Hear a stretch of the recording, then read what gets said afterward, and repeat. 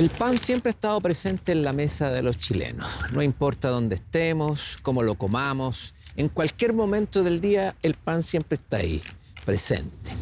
Hoy tengo el privilegio de contarles la historia de este noble alimento, así como la de uno de los gremios más importantes de este país, con más de 100 años de historia.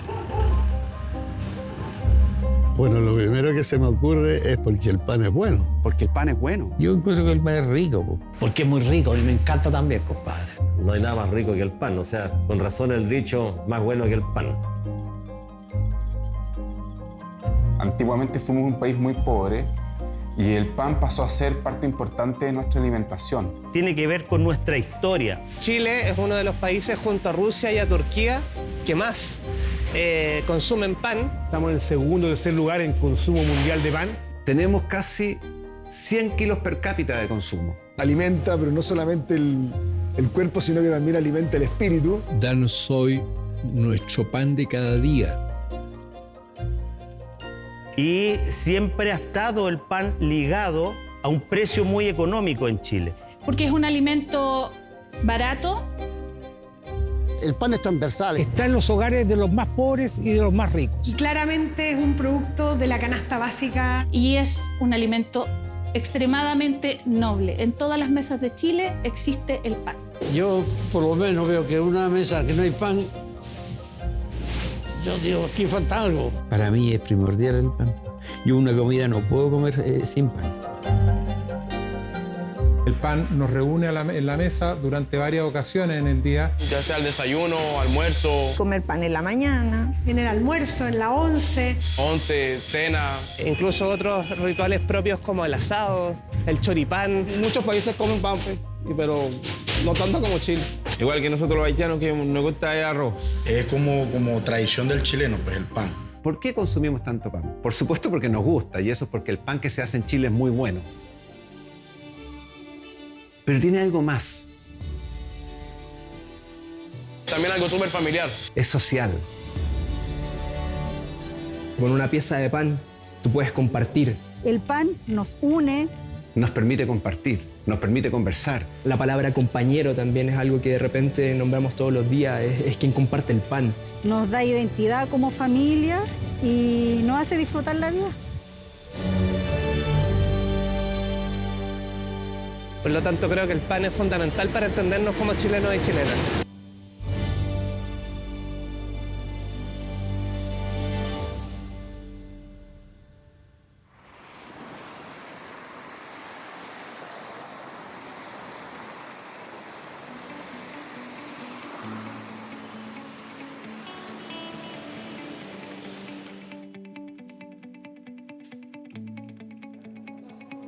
Cuando acepté esta invitación, me di cuenta que hay mucha historia detrás del pan. Desde el periodo neolítico, a Grecia, pasando por Roma, la era medieval, hasta arribar a América. Por eso, cuando llegó a Chile, ya había dado la vuelta al mundo. Podría estar hablando horas y nunca llegaría a tocar siquiera el tema de nuestro país. Así que los invito a ver esta increíble historia. El pan acompaña al hombre desde más o menos el año 8000 a.C. Todo comienza con la cosecha de cereales, cuando nuestros antepasados dejan de ser nómadas para convertirse en sedentarios. Se cree que un hombre preparó una papilla con semillas y cereales, pero la dejó expuesta al sol y se olvidó de ella. Al volver, encontró una torta granulada seca y aplastada. Ese es probablemente el inicio de este alimento que en su origen debe haber sido cocinado en fuegos abiertos y en superficies calientes.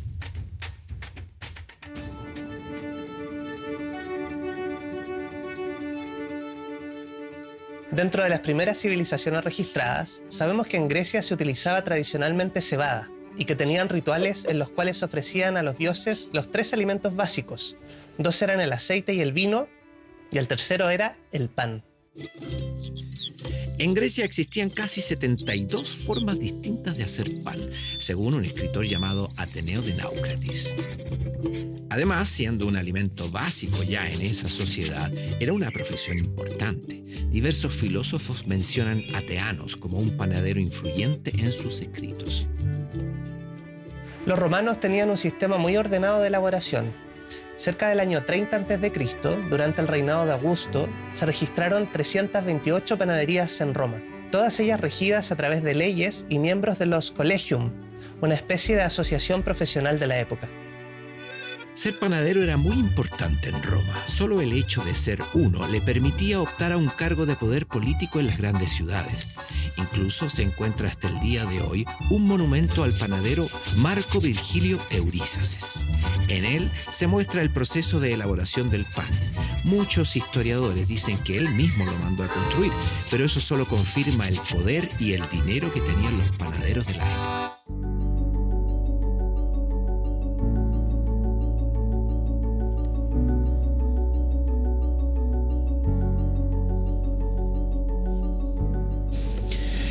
En la Edad Media, la elaboración del pan era un asunto colectivo, ya que existían hornos comunitarios en las ciudades.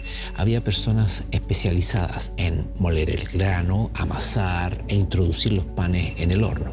Como vemos, la panadería comienza a presentar roles específicos y funciones claras ya en esa época. En las ciudades medievales estaba prohibido trabajar de noche, pero los panaderos estaban exentos de esa ley. Existían panaderos en los barrios de las ciudades más pobladas y Carlomagno velaba para que su número permaneciera constante. Además, también hizo vigilar la higiene de las panaderías, demostrando la importancia que le daba al pan como bien común.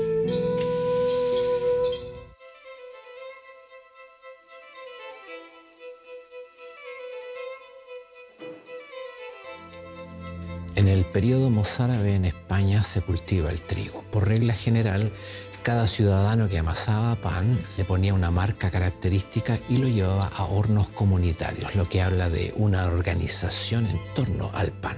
Los gremios de panaderos existían ya desde el siglo XII y las primeras leyes que regularon la panificación aparecen en España en el siglo XIV. Era tal la importancia del pan que en el Renacimiento los molinos fueron considerados un instrumento de guerra en propiedad de una nación. Napoleón Bonaparte incluso fue el primero en crear un cuerpo especial de panaderos para acompañar a sus tropas.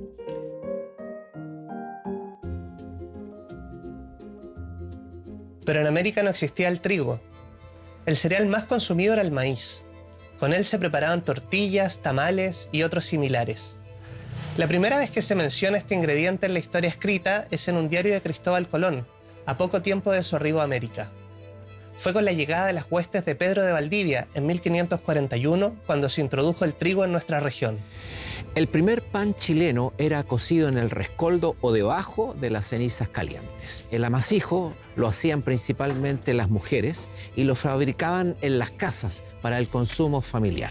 La gente obtenía grasa de los mataderos y las carnicerías, la cortaba y derretía para luego mezclarla con la harina. Se horneaba en una semiesfera de ladrillo montada sobre una base hecha de adobe, barro y paja. Con el paso de los años y el aumento del consumo, se estableció un tipo de horno conocido como horno chileno.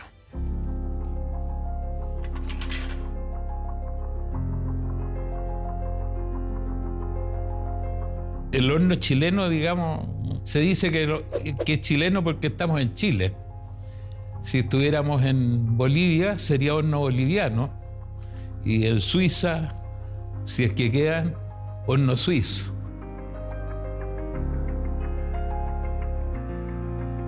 Digamos porque el horno chileno en el fondo es una ampliación gigante de estos hornos de campo. Estaba relleno con bolones, con ripio, con arena. Esa es la base de sustentación sobre la cual está construido el horno propiamente tal. En la parte interior se construía la cúpula, una cúpula redonda para que el calor fluyera y bajara y circulara. Esa cúpula está formada por ladrillos. Entonces, para formar el arco, los ladrillos iban puestos así y entre medio se rellenaban con cemento.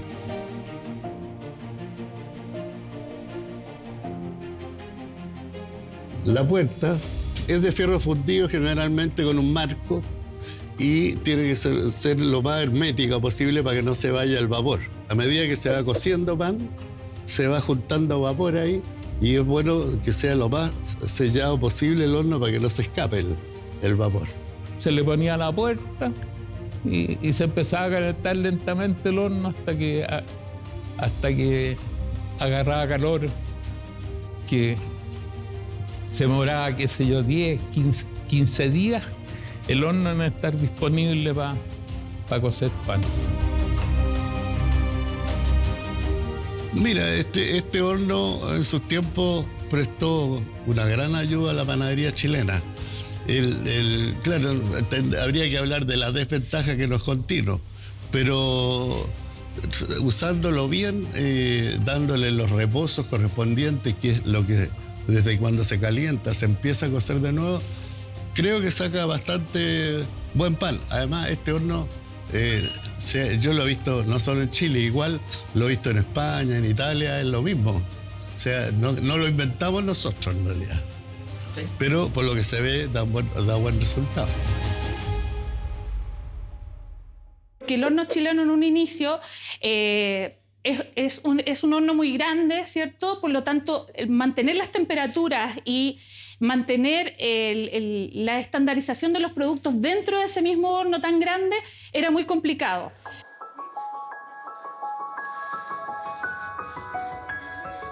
Por lo tanto, se tuvo que evolucionar a el uso de hornos que fuesen mucho más eficientes, que se pudiese aplicar vapor, que se pudiesen controlar las temperaturas, ¿cierto? Y además ocuparan menor espacio.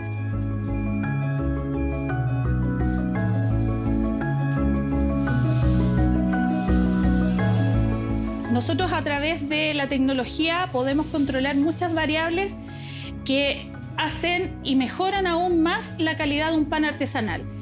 Por ejemplo, podemos controlar temperaturas de agua, temperaturas de horneo, temperaturas de fermentación, podemos controlar tiempos y eso nos permite realizar panes artesanales de muy buena calidad. Para allá va el camino, en el fondo es a trabajar con espacios más reducidos, con ahorro de energía, con controles, ¿cierto? Lo que nos permite estandarizar, eficientar y aumentar la productividad, aumentar el quintalaje, que eso es lo que finalmente le ayuda al industrial panadero o al artesano panadero en Chile.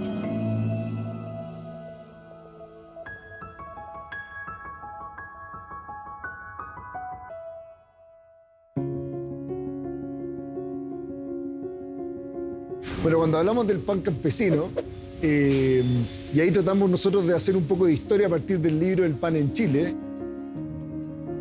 Lo que sabemos es que el pan campesino era un pan que era más rústico, era un pan que era un poco más fuerte de sabor, dado que tenía una base importante de manteca, y también era un pan que tenía peor vejez, se endurecía más rápido. Y por otro lado, también habían personas que sí podían acceder, gente que tenía quizá un poco más de privilegio, un poco más de recursos, y lograba poder acceder a una mejor calidad de pan. Y eso históricamente se da más bien en los conventillos, en los noviciados, que eran lugares donde podían tener mejor calidad de harina o tenían derechamente molino. Y ahí también tenían hornos y era el lugar donde se podía acceder a una mejor calidad de pan. Bueno, hubo varias estancias grandes que tuvieron los jesuitas en Chile para poderse sustentar tanto los miembros de la congregación como los que trabajan con ella.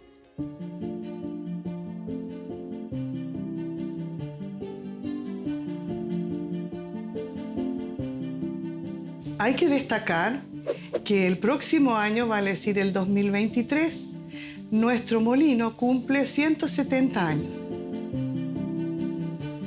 Eso es toda una curiosidad en Chile, porque no hay ninguna otra empresa que tenga esta edad y que siga funcionando en manos de la misma familia y sigue fabricando harina. Al comienzo era un molino de piedra, luego se construyó un molino nuevo para los requerimientos y con la tecnología moderna, un primer molino de cilindros.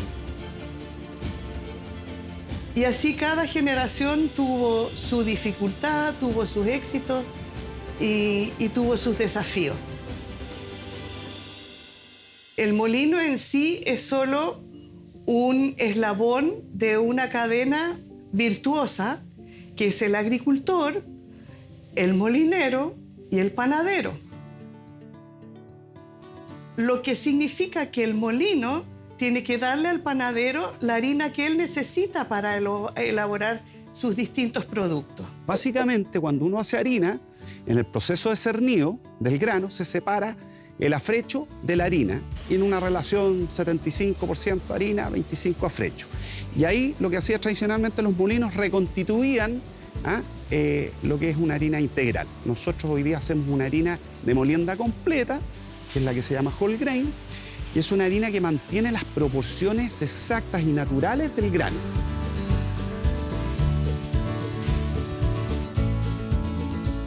Antiguamente un trigo servía para todo, era el trigo regular chileno. Hoy día tenemos, no sé, muchísimas variedades de trigos distintos que cumplen con estas determinadas especificaciones. Si yo quiero hacer un buen bizcochuelo, en definitiva es un trigo específico para ese producto, que es muy distinto a un galletero o a un panadero. Y dentro del mundo panadero tengo una hogaza, tengo un pan de molde, tengo una yuya, una marraqueta, que son a su vez harinas y trigos distintos. Como pueden ver, nuestra pasión es la harina y es la forma que nosotros podemos colaborar al mundo panadero nacional.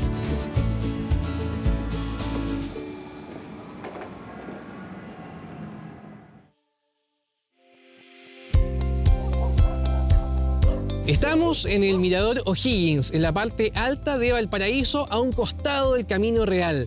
Por aquí pasaban las mulas, las carretas. De hecho, fue el primer camino que tuvo peaje diferenciado para mulas y para carretas. Y por aquí también llegaba el pan desde las grandes haciendas, ¿no?, que se ubicaban en la zona de Placilla.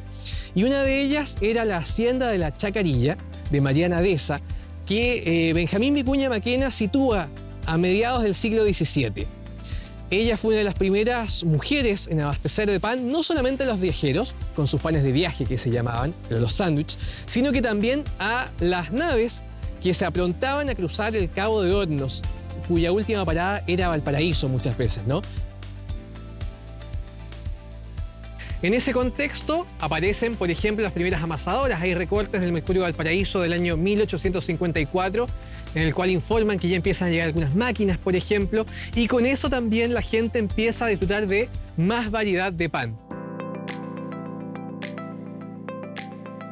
El pan batido, marraqueta, pan francés, ya lo hemos dicho, ¿no? Tiene diferentes nombres a lo largo de todo Chile. Pero lo importante, lo sustancial, es que es una masa batida. Y al mismo tiempo podemos decir que responde a un pan de tipo francés. El mito de los hermanos Marraquet, a mi juicio, y a partir de lo que he podido investigar, falta mucho todavía, pero lo que he podido ver es que no es más que eso, no es más que un mito. Porque revisando precisamente las nóminas de migrantes que llegaron tanto a Chile como también al otro lado de la cordillera, en el Río de la Plata, no hay ningún Marraquet en la nómina de migrantes de origen francés. Y de hecho, si nos vamos a Europa, son varios autores los que coinciden en que precisamente ese nombre, ese apellido, bien digo, podría haber derivado quizás en una u otra forma, pero tal cual como Marraquet no hay documentación. La marraqueta es por lejos el pan más consumido por nosotros los chilenos y corresponde al 70% de lo que se vende en las panaderías tradicionales. A pesar de que todos tienen la misma pasión por la reina de la mesa, es curioso que aún no hay claridad respecto a qué porción es una marraqueta. Además, en nuestro largo y delgado país, la llamamos de forma distinta, pan batido o pan francés.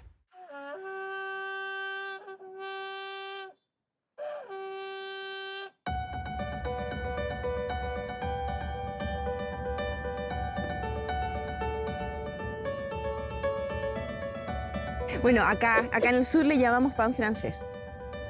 Pero igual, de un tiempo a esta parte ya le estamos llamando más marraqueta, pero sí, no, acá es el rico pan francés. Y yo soy la heredera de la panadería Lunasol. me encargo de administrarla junto a mi pareja Luis Vargas. Son los básicos igual que todos, casi. Es levadura, harina, sal y agua. Esa es la base del francés. Claro, una vez que se juntan los ovillos, se deja reposar un rato, que es en la parte de acá. Entonces, cuando estos suben, al juntarse los dos ovillos, la masa queda un poco fina. Entonces, ahí es donde uno tiene que usar el palo para hacer la separación del pan. Ahí nace la marraqueta. Bueno, de ahí prácticamente se va al horno. Bueno, toda mi vida siempre he estado relacionada con el pan. Mis abuelos maternos crearon una panadería muy antigua que se llamaba Flor del Sur, en un barrio antiguo también, acá en Puerto Montt. Estoy hablando esto del año 1943. Y de ahí, bueno, mi mamá nació, se crió ahí mismo, y con mi papá comenzaron a ayudar a mis abuelos y les gustó el rubro mucho. Y de ahí se instalaron acá, en la casa, mi casa, donde yo vivía, en el año 1989, que es donde está acá la panadería Luna Sol.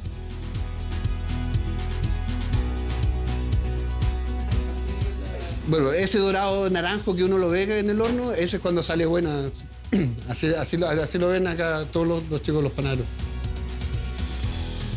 La serruchada es cuando está sobrefermentada, en realidad. Se pasa el tiempo de espera y sube mucho la masa de esta serruchada. Cuando está verde, cuando le falta leudo, le falta fermentación a la masa. Es un francés chiquitito, acotado, liviano y con harto aire.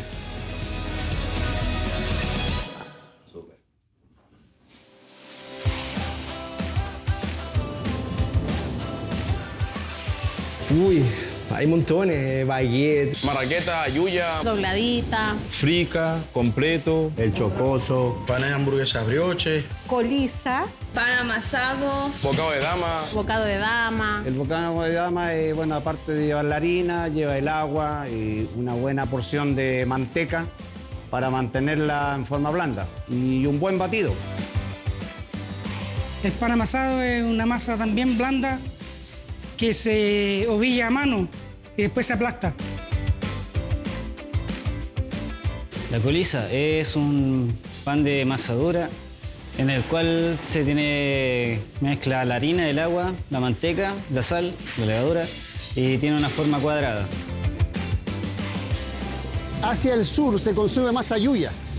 Más al norte es más la marraqueta o el pan francés, como lo llaman en algunas zonas. Pan batido en Santiago. Pero al sur es más, como hace más frío, tendemos a comer más grasas. Y es por eso que la gente prefiere un pan con más la yuya. Ese nombre se origina porque en mis inicios yo arrendé esta panadería y era de otro propietario que tenía por sus hijos, uno se llamaba Mauricio y su hija se llamaba Poli. De ahí se origina el nombre de Mápoli. Acá ya tenemos la mezcla de la yuya formada. Se le agregó la harina, la manteca, mi pan y el agua, los ingredientes necesarios, la levadura, la sal. Estamos haciendo el batido del revuelto para poder pasar después a la máquina de sobado. Bueno, es importantísimo sobar bien la masa para que le dé buena textura al pan y quede una buena miga. Ahora va la plancha entera, va al mesón. Principalmente lo ocupamos para que no se suba o no se infle la yuya.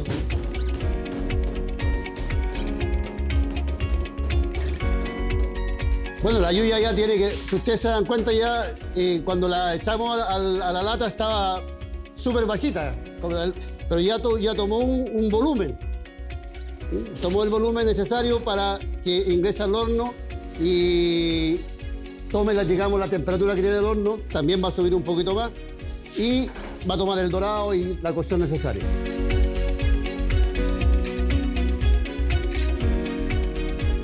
Tiene que tener un brillo, una corteza y que tenga buen sabor, en realidad es lo más importante.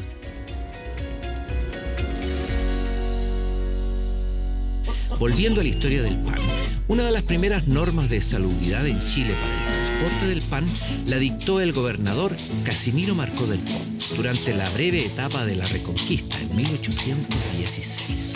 Un edicto del Cabildo obligaba a transportarlo en canastos y carretones.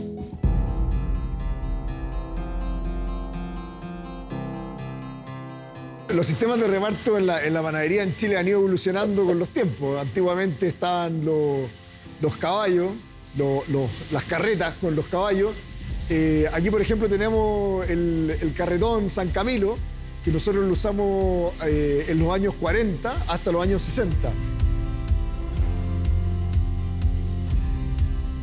Mi vida siempre giró alrededor del pan, porque esta panadería la compró mi papá en el año 1946, yo tenía 1 año, así que los primeros recuerdos que tengo es de la panadería, justamente.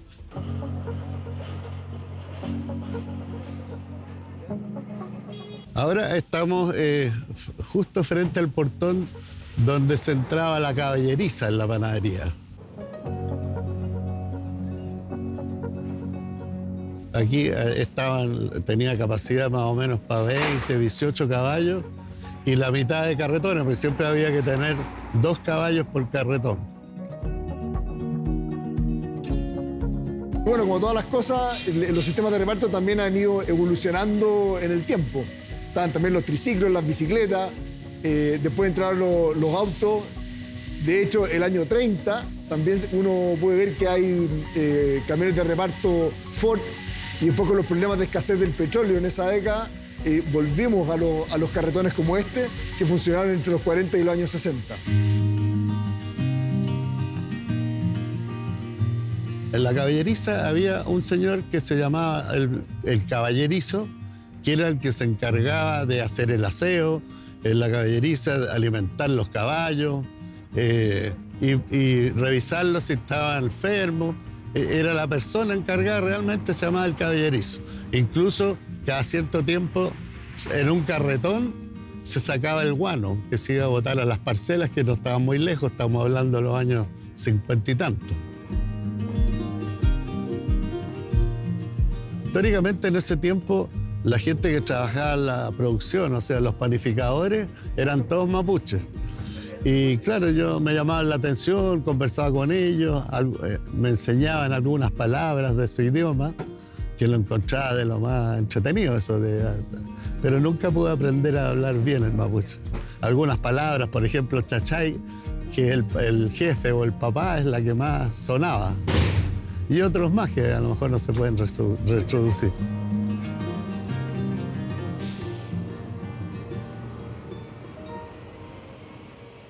Sin levadura no hay pan, al menos como lo conocemos hoy día.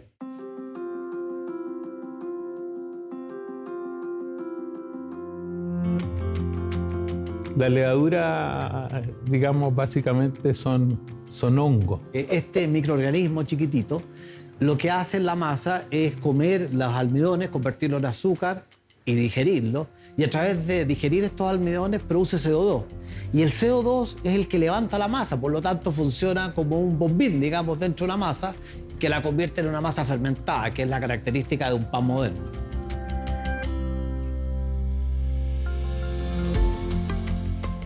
Cada vez que usted vea pan y tengo hoyitos, voy a tomar la libertad. Ahí. Todo eso. Entonces, esa es la importancia de la levadura. Sin levadura, este producto no existe. La primera levadura que se comercializó fue la levadura fresca. Esta se fabricó en Valdivia en el año 1922, exactamente hace 100 años, que justamente ahora nosotros como compañía lo estamos celebrando.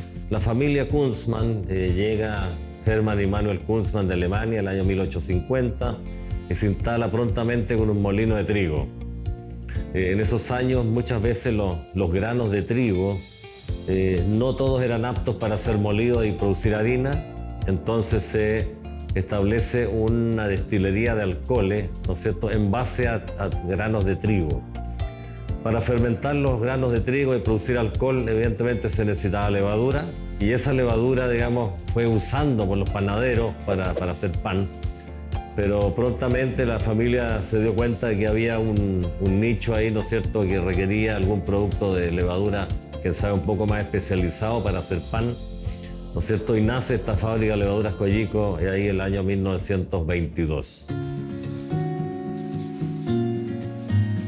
Este fue un producto que empezó como una necesidad que tenían los panaderos y que los ayudó a poder tener mayor control de sus producciones, porque antes debían fermentar las masas y tener un proceso mucho más largo, y la levadura vino a resolver eso y poder tener un proceso más estandarizado y con los tiempos en mayor control de ellos.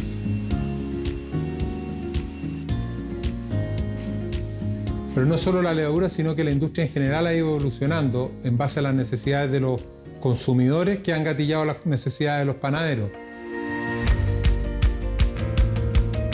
Lesafre el próximo año cumple 170 años. Es una empresa familiar francesa que nace en el norte de Francia, exactamente en Lille. Y bueno, hace 170 años que esta familia Lesafre se ha dedicado a producir levadura, no solo en Francia, sino que hoy día en los 5 continentes.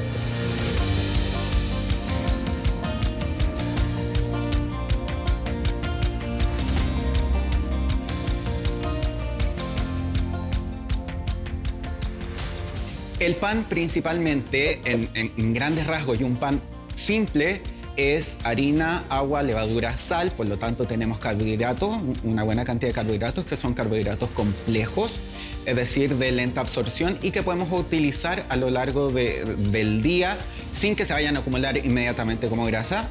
Tenemos un buen aporte de fibra, dependiendo de cómo sea el procesamiento de la harina, si es que incorpora o no mayor cantidad de fibra, como por ejemplo ciertas harinas integrales. Luego tenemos agua, sal, y de ahí viene el tipo de pan, qué tipo de nutriente vamos a tener. Porque, por ejemplo, panes que sean más fortificados con manteca, con mantequilla o con distintos componentes, ahí va a cambiar el contenido nutricional. Pero lo básico de un pan es eso. Bueno, el pan en Chile se hizo una regulación y se vio que había un déficit de ácido fólico en la población. Entonces se determinó cuál es el alimento que la mayoría de la población en Chile consume. Dijeron el pan. Entonces, ¿cuál fue la política estatal? Incorporemos ácido fólico al pan, cosa de que todas las personas, las mujeres mejor dicho, consuman este pan y tengan niveles adecuados de ácido fólico para el embarazo. ¿Qué ocurre? Que en el embarazo, cuando se está formando el embrión, la columna, por así decirlo, bien abierta, como una mariposa, y esta columna se tiene que cerrar para dar paso a las vértebras y la médula espinal al medio. Ese cierre del tubo neural se logra gracias al ácido fólico. Entonces, al incorporar ácido fólico a las harinas, nosotros estamos supliendo a las mujeres preembarazo, cosa que lleguen con buenos niveles a la gestación.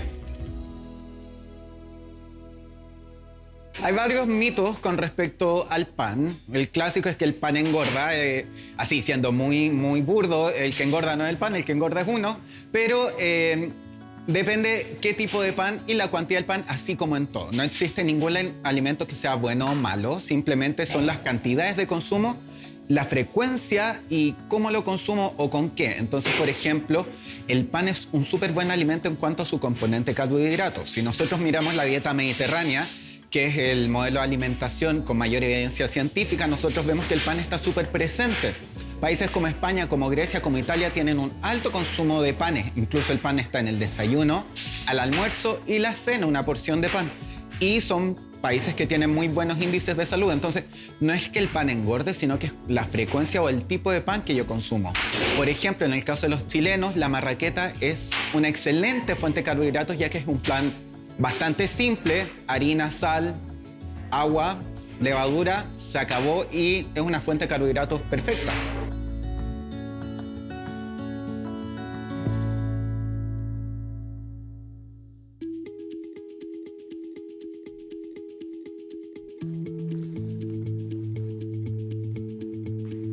De seguro han escuchado a más de algún comentarista de fútbol llamar el equipo panadero a los que son locales acá, el Estadio Santa Laura. Esto se debe a dos motivos. El primero es que la gran mayoría de los inmigrantes españoles que tenían ese oficio, así como sus descendientes, se hicieron hinchas de este club como una manera de sentirse más cerca de la madre patria. Y el segundo es que varios gremialistas panaderos fueron simultáneamente dirigentes de Unión Española. Mi padre y mi madre llegaron desde el País Vasco en los años 50 y algo, 55 por ahí. Llegaron a trabajar, mi madre a una panadería de un hermano y mi padre a una panadería de un amigo conocido. Y llegaron arrancando un poco después de la guerra civil, de la tremenda guerra y la pobreza que quedó en España, buscando nuevos horizontes. Y de ahí, cuando se conocieron en las fiestas que se hacían entre los españoles, ¿ya? Se conocieron, se casaron y en sociedad con 3 socios más compraron una pequeña panadería en San Bernardo. Y así empezaron. Mira, yo llegué el 11 de noviembre de 1968 y a trabajar con mi hermano aquí. No venía de panadería aquí, pero aquí llegué a la panadería y bueno, empecé a trabajar en la panadería. Bueno, hacer pan, repartir, que en esos tiempos se repartía en triciclo. Y así fue pasando el tiempo. Hay que ir en dos contextos. Hay una tremenda inmigración en los años entre 1900 y 1950 de españoles, ¿ya? Que venían huyendo de la guerra, ¿ya? Y también muy importante la inmigración de los mapuches, ¿ya? Que venían del sur de Chile. Y se juntaron dos culturas, ¿ya? Porque los españoles venían arrancando de la hambruna y también los araucanos, ¿ya? Los mapuches. Y se juntaban dos culturas distintas, pero venían se juntaron en Santiago por la misma condición. Los mapuches nosotros aportamos mucho en las panaderías. Nosotros cuando recién llegamos a las panaderías, los viejos lo tomaron bien, lo enseñaron a trabajar y prácticamente no hubo sufrimiento porque en el campo sí que sufríamos.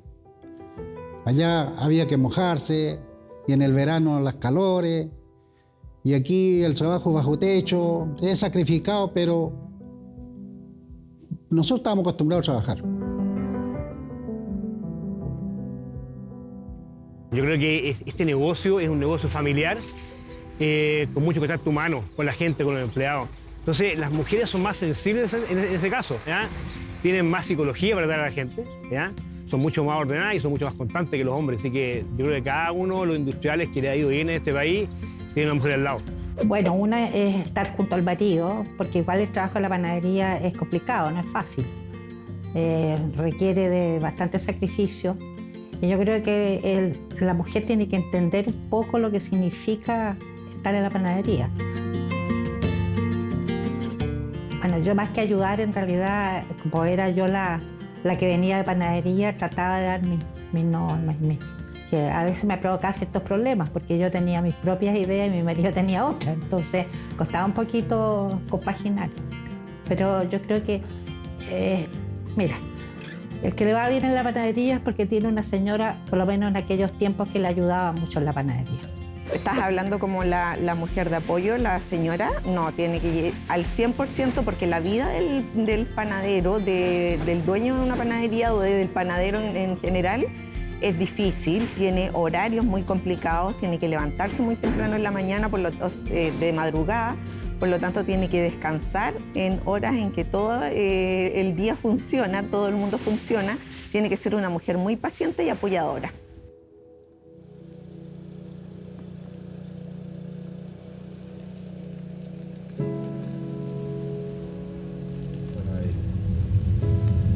Los horarios no son como el resto de los mortales.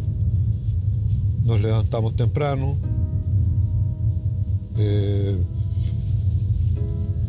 al comienzo, a las 4 de la mañana, todos los días. Un día que no tenía término, era muy largo el horario. Terminábamos a las 6, 7 de la tarde, 19 horas.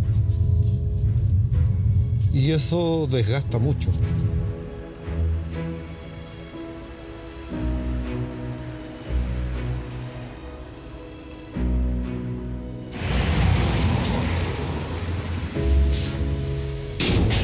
Buenos días, panadería.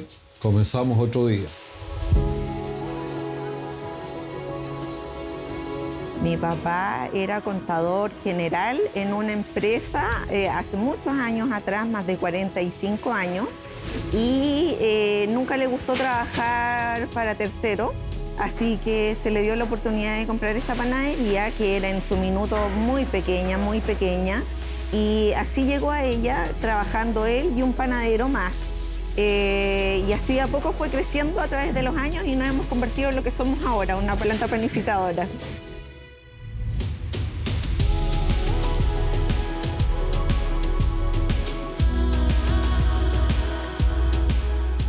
Para mí, panaderos o panificadores, lo encuentro igual. De hecho, si voy a una parte y me preguntan usted qué actividad ejerce, yo digo panadero.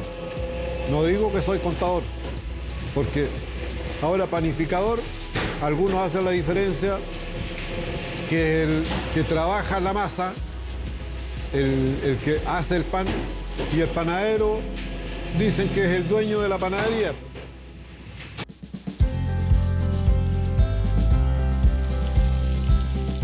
Hola, mi nombre es Inesio Castaño, estamos aquí en San Carlos, en la región de Ñuble, y los invito a conocer nuestra panadería, La Espiga de Oro. Mi papá, desde que se llegó de España, en el fondo, llegó chiquitito pero a trabajar, y luego se casó con mi mamá y todo, y yo nací aquí. Entonces desde chico fui adquiriendo un gusto, un algo por la panadería que hoy día es lo que hace que sea mi pasión.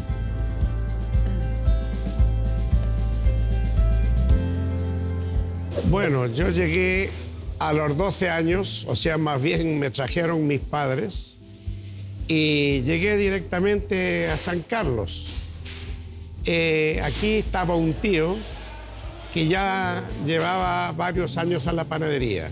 Y a los 18 empecé a trabajar con mi tío. Y ahí hasta el día de hoy. Para mí es un orgullo y bueno, estoy muy contento que parece que lo tomó, Sinesio tomó en serio de ser panadero. El sacrificio que tiene el levantarse todos los días temprano, estar desde la mañana hasta la tarde, haciéndolas todas en el fondo. Entonces, yo prácticamente asumí la responsabilidad de la panadería con esa imagen. Y hoy día he estado formando un equipo tratando de cambiar eso y de profesionalizarlo un poco, porque lo que yo siempre dije fue, quiero trabajar para vivir bien, digamos. Entonces, digo yo, si tengo que estar desde las 6 de la mañana hasta las 8 de la tarde, ¿qué vida es esa?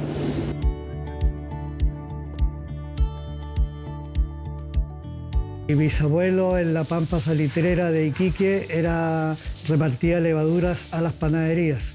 Después siguió mi abuelo como maestro panadero. Después lo siguió mi papi, que quería otra actividad, pero al final, por las circunstancias de la vida, terminó como panadero. Y después él no quería que yo fuera panadero, pero por la misma circunstancia también quedé de panadero. Ahora mi hija fue a estudiar, estudió ingeniería comercial. O sea, ya está en el rubro panadero. Me acuerdo que desde chica yo siempre he tenido esta curiosidad por estar en la panadería. Me gustaba ver cómo trabajaban, yo miraba, porque si bien es cierto, mis papás siempre me quisieron tener como alejada de la panadería. Entonces yo solamente miraba y así fui aprendiendo.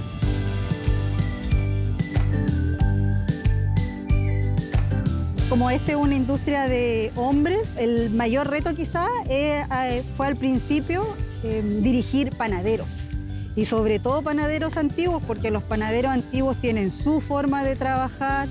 Entonces que venga una mujer y joven a cambiarle las fórmulas, los procedimientos, los procesos, eso fue como el choque.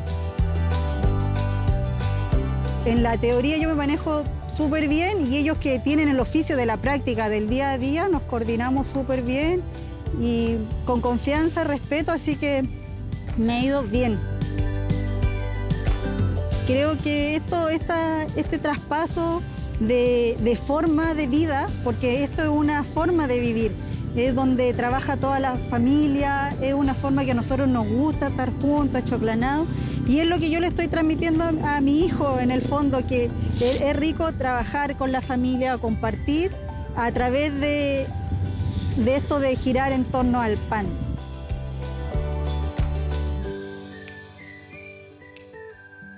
Estaba en mi panadería, este es Pan del Rey. Pan del Rey. Ese nombre se lo puso mi padre en el 2014 y bueno, principalmente por el nombre de la familia y el legado que tenemos panadero, que data de mi abuelo, y es Pan del Rey por Pan del Reinaldo y quedó cortado como Pan del Rey. Y para no ser el típico rey del pan, Pan del Rey un sello un poco más único, aunque siempre me confunden y siempre dicen no, vamos al rey del pan. Acá a diario hacemos 1.400 kilos de pan.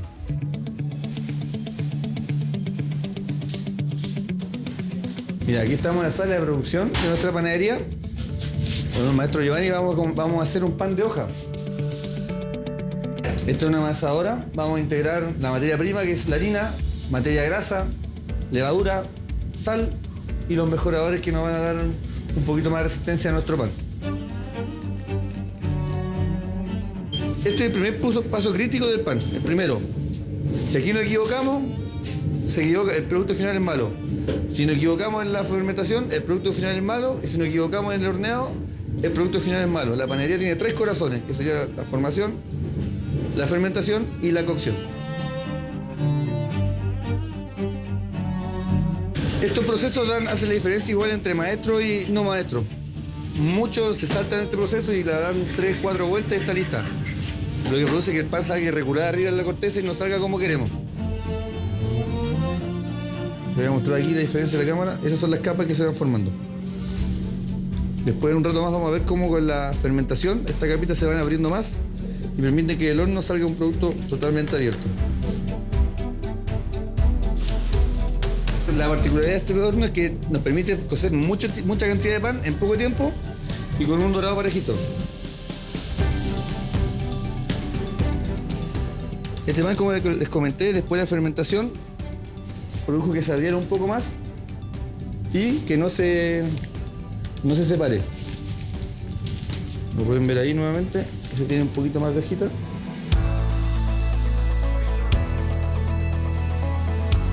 Vamos saliendo de la fábrica principal, donde se hace la mayor cantidad del pan de reparto, y vamos a entregar a uno de nuestros queridos clientes de La Caleta. Una picadita que tengo en La Caleta, donde siempre como, donde hacen un muy buen producto, que es, bueno, característico de la zona, que es el sándwich de pescado.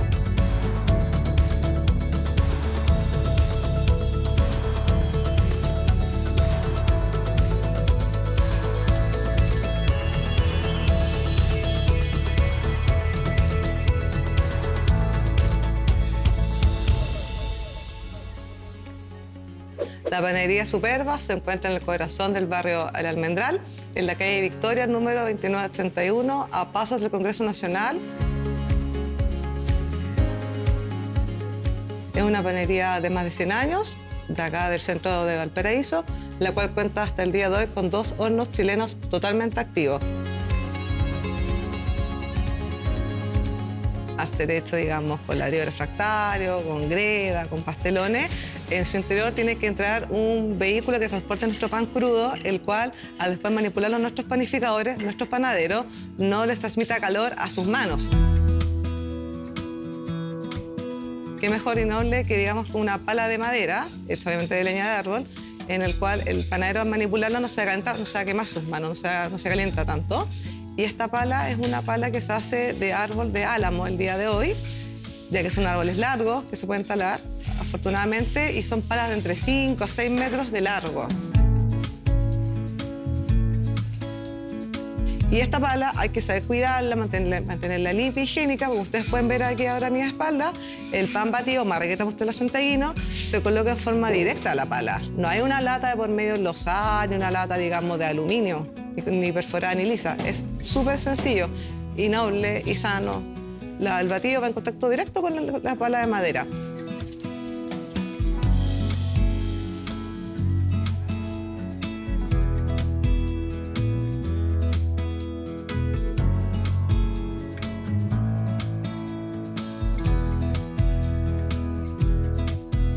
Nací con el pan.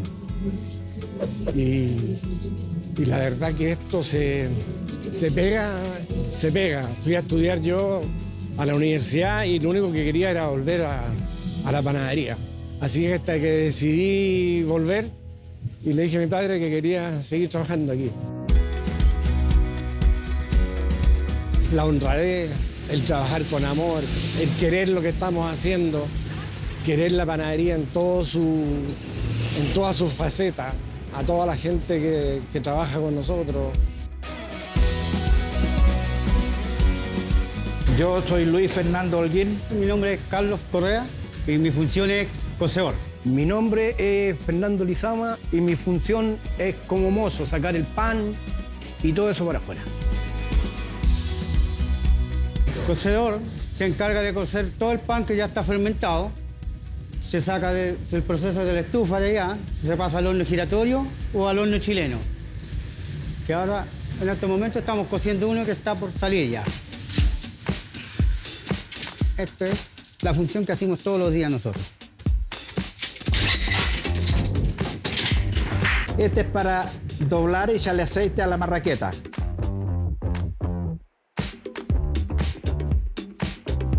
Tiene que enfriarse porque si uno lo saca demasiado caliente, allá afuera se aplasta. Entonces al aplastarse sale un pan feo, aplastado. Cuando el pan está caliente, con cualquier cosita se aplasta. Este es el horno chileno. Y aquí se va poniendo la marraqueta que va saliendo de ahí ya cuando está fermentada, pasada a paño. La ponemos aquí y vamos echándola para adentro.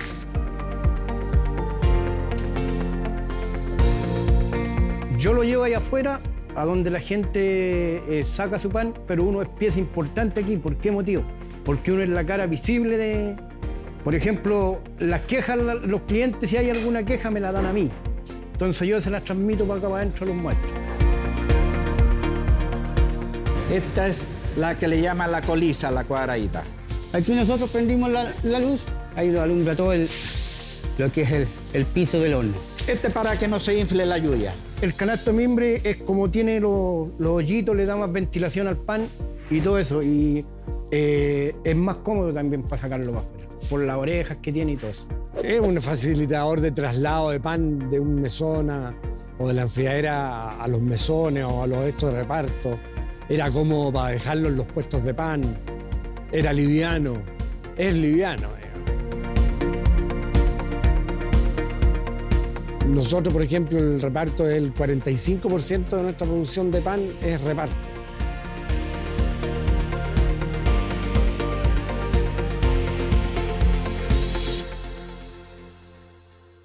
Para nosotros los chilenos, compartir el pan es más que una comida. Es un rito, una instancia de comunión en todo estrato social. Esa es la herencia y naturaleza que nos entrega el pan. Compartirlo siempre, sin condiciones. Al mismo tiempo, el pan es símbolo de la Eucaristía. Y no es una petición individual, sino que es para todos. Nosotros vamos comiendo ese pan de vida eterna. Nutricionalmente el pan es fundamental, ¿no? Básicamente por su carácter democrático, que es un alimento de un costo súper accesible para distintos estratos de la sociedad. Y si uno hace una revisión histórica, podrá darse cuenta de la relevancia del pan, ¿no? Sobre todo en la segunda mitad del siglo XX, donde Chile vive distintos procesos históricos y el pan siempre aparece como el alimento más trascendental, y ahí uno recuerda eso del a puro pan y a puro té, digamos. Y bueno, que también ha persistido, ¿no? Hoy día el pan se ha sofisticado en distintos productos, en distintas formas de producción, pero por cierto es el elemento central de nuestra alimentación. Y ahí me acuerdo de un dicho que es muy bueno, que dice más largo que día sin pan. La verdad que el índice de precio al consumidor siempre se fijaba por el precio. Una de las cosas importantes que hasta el día de hoy es el precio del pan. Entonces, la idea que tuvo el gobierno era poder fabricar un pan barato. ¿Y qué significó el Monroy? Que era un pan más grande, por lo tanto se ocupaba menos mano de obra, y además el hecho de ser de medio kilo daba mejor rendimiento. Entonces, el panadero a su vez podía venderlo más barato, y después en el precio del Monroy, según el precio del Monroy, se fijaba el precio del pan. O sea, se tomaba en cuenta para el índice de precio al consumidor. Una parte importante de la historia del pan en Chile se debe al gran trabajo de unidad que se logró entre los panaderos. Los sueños, problemas y desafíos compartidos dieron origen a los gremios.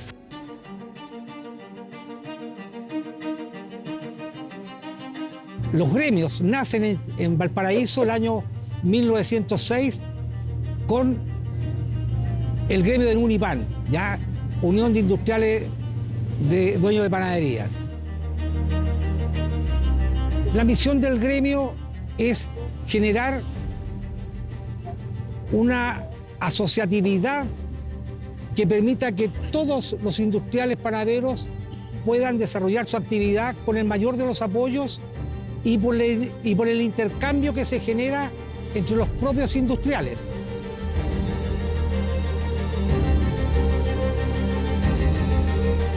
El gremio se fundó como Indupan en Santiago en el año 1920 y la evolución ha sido tremenda. O sea, yo creo que cada vez nos hemos acercado más a los panaderos, hemos dado más servicio, estamos cada vez más juntos. Ahora con la pandemia nos hemos juntado mucho más. Tenemos cada vez más necesidades comunes, y por eso es importante que estemos juntos en el gremio. Es bueno tener el lazo de amistad, de cariño. Cuando hemos ido a las comidas de panaderos, que todavía voy, se siente como una cosa como fraternal, como que se pasa bien. Hay una como fraternidad. Yo creo que el gremio de panaderos sí que alojó a muchas personas que finalmente hicieron empresas en conjunto con los dueños, de las panaderías, con los empleados, y sí que también pasó con mi padre, que llegó de España, en que lo recibieron sus tíos, y así empezó también su negocio. Lo que pasa con don Jesús es que él es un poco es un referente, a mi parecer un referente, porque lo que él encarna es muy propio de lo que son muchos panaderos en Chile. El trabajo duro, estar todo el día al pie del cañón, en la panadería, en horas a veces muy ingratas, en fin, trabajar de repente los fines de semana, en algo que es muy noble, que es poder dar el pan a toda la gente, ¿no? Entonces yo creo que eso, y por tantos años. Mi papá es esencialmente panadero y todo gira en torno a la panadería.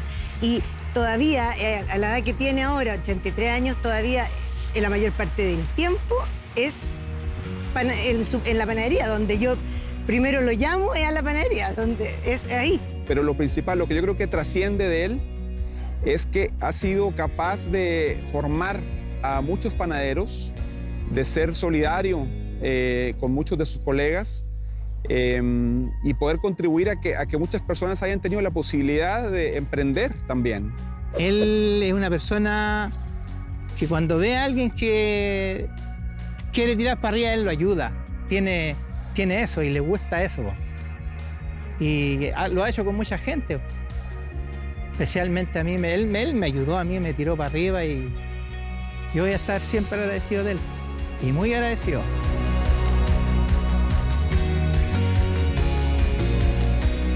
Nosotros creemos que debemos como proveedores ayudar al fortalecimiento del gremio en sí, ¿ya? Para que el gremio en sí sea fuerte.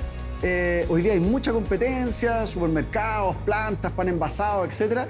Y nosotros creemos que comercialmente para nosotros es muy importante que el gremio del panadero industrial se mantenga por mucho tiempo más.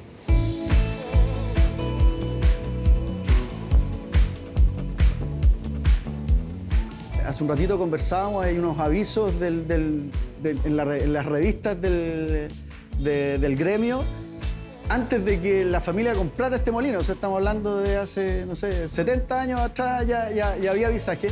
Y la revista es un medio, ¿ya?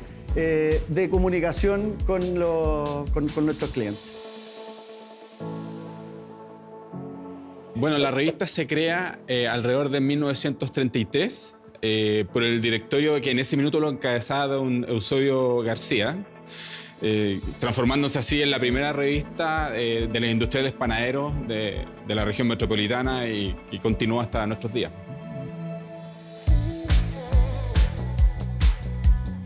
Se transformó en una de nuestras mayores fortalezas porque en el fondo involucra la información y qué es lo que queremos traspasar nosotros hacia la industria panadera, sus problemáticas, su mirada hacia el futuro, su desarrollo artesanal y hasta el día de hoy lo sigue siendo. Esa revista está en todas las panaderías y cuando tienen algún problema ojean la revista y está nuestro teléfono, nuestras redes sociales, etc.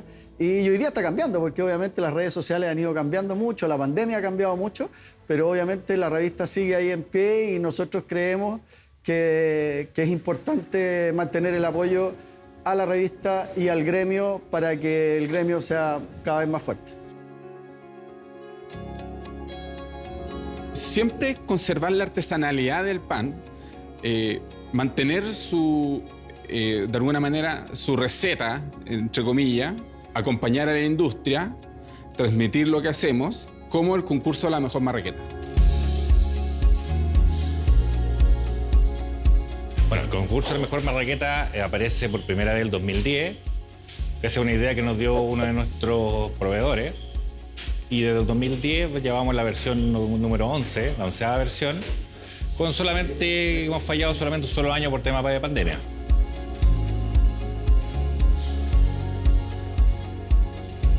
El énfasis que le damos al concurso de la mejor marraqueta es mantener la tradición en su construcción, en su producción, y de celebrar el pan reina de la mesa chilena.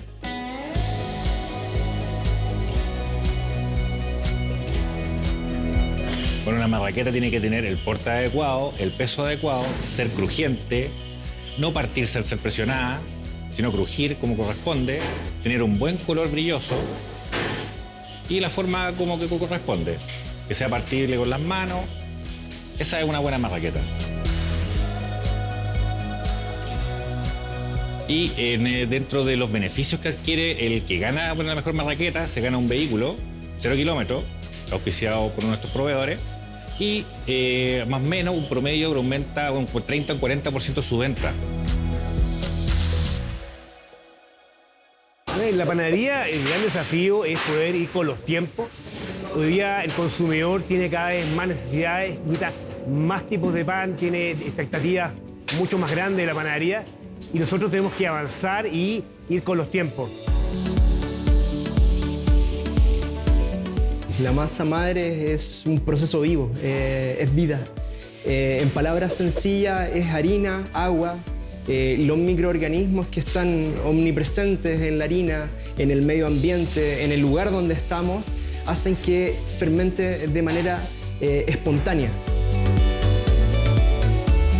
Y lo que nosotros hacemos básicamente es con algunas condiciones como agregando más harina y más agua, entrenamos a este cultivo, a este fermento, para que esté activo en algunas horas del día para que nos permita hacer pan. La diversidad de sabores que te aporta la masa madre, y no solo el sabor, sino que un aroma, una textura, va alineado a las tendencias que quieren hoy día los consumidores. Quieren panes rústicos, hechos de forma artesanal, y todo eso en el fondo te lo aporta una masa madre. Así que yo creo que esto llegó para quedarse y seguir en el futuro de todas maneras.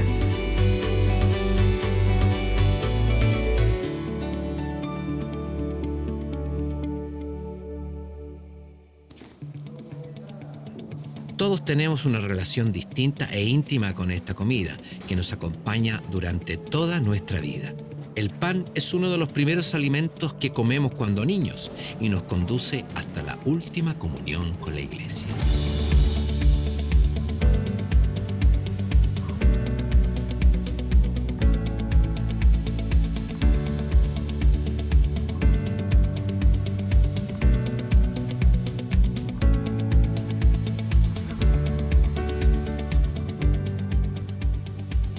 Dejaron un pan en la mesa, mitad quemado, mitad blanco, pellizcado encima y abierto en unos migajones de ampo.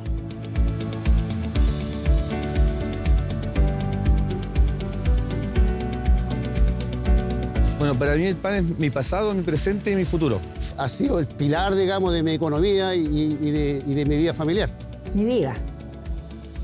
Aparte de mi vida, una parte bien importante de mi vida. Bueno, el pan en mi vida ha estado ligado desde que yo nací. Bueno, siempre mi vida ha estado alrededor del pan, porque nací en una panadería, se puede decir.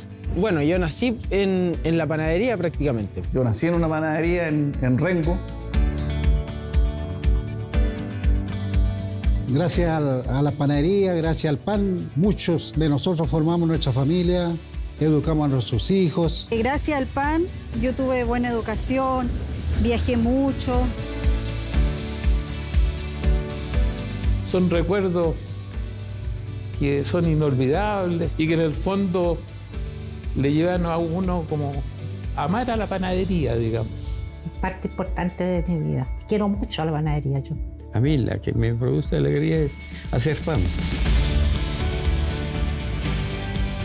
Más que un negocio, es un arte, es mi vida.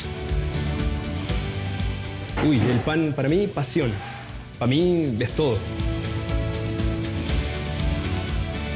Porque toda la gente que se ha dedicado a la fabricación de pan o a las panaderías le pone amor a eso y eso se traspasa. Recordemos siempre que pan, en latín, significa todo.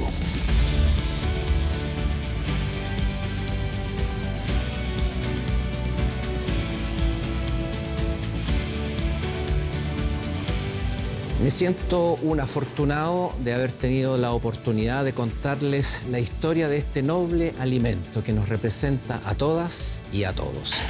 El pan está en el ADN del chileno, es parte de la cultura, de nuestra idiosincrasia y también de nuestra espiritualidad. Fue la tortilla rescoldo, esa que hacía mi abuela, pan amasado y cazuela, horno de barro, leña de boldo, miguita para los tordos, la churrasca de la tía, manteca y harina cernía, el candial y su fragancia son recuerdos de mi infancia, el pan nuestro de cada día.